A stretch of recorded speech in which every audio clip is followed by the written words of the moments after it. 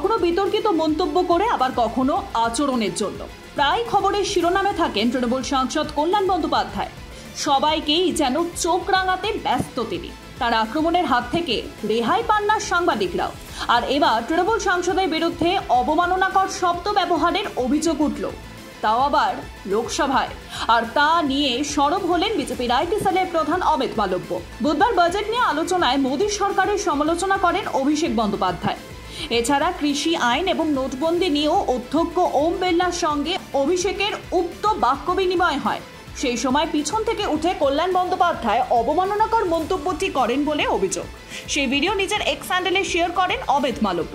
যদিও এই ভিডিওর সত্যতা যাচাই করেনি রিতম বাংলা। ভিডিওটি শেয়ার করে তিনি লেখেন, মমতা বন্দ্যোপাধ্যায়ের ঘনিষ্ঠ সহযোগী বলে পরিচিত কল্যাণ বন্দ্যোপাধ্যায়ের মুখে নোংরা ভাষা। তৃণমূল সাংসদরা অসভ্য, নিম্ন স্তরের গুন্ডা, এরা নর্দমার স্তরের রাজনীতির প্রতীক। যদিও অমিত মালব্যর অভিযোগ অস্বীকার করেছেন কল্যাণ। এক্স হ্যান্ডেলে তিনি লেখেন, ভুয়ো খবরের প্রচারক অমিত মালব্য ফের খেলায় নেমেছেন।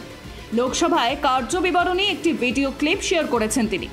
সেখানে তিনি দাবি করেছেন, আমি অশালীন কিছু বলিনি, আসলে ওই ব্যক্তি বাংলা জানেন না। তার যে অভিযোগ সেটা পুরো মিথ্যে ও ভিত্তিহীন। আমার সুখ্যাতিকে নষ্ট করার একটা চক্রান্ত।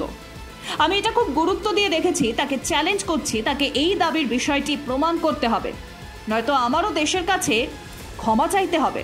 মাঝে মধ্যে এই ধরনের বিতর্কে জড়িয়ে পড়েন কল্যাণ। কয়েক মাস আগেই এক মহিলা সাংবাদিককে রীতিমতো আঙুল উঁচিয়ে গলা চড়িয়ে শাসাতে দেখা গিয়েছিল তাকে। সাংবাদিকদের সঙ্গে অত্যন্ত দুর্ব্যবহার করেছিলেন তিনি। তালিকা অবশ্যই এখানেই শেষ নয়। এর আগে উপরাষ্ট্রপতি তথা রাজ্যসভার চেয়ারম্যান জগদীপ ধনখড়কে মিমিক করতে দেখা গিয়েছে কল্যাণ বন্দ্যোপাধ্যায়কে।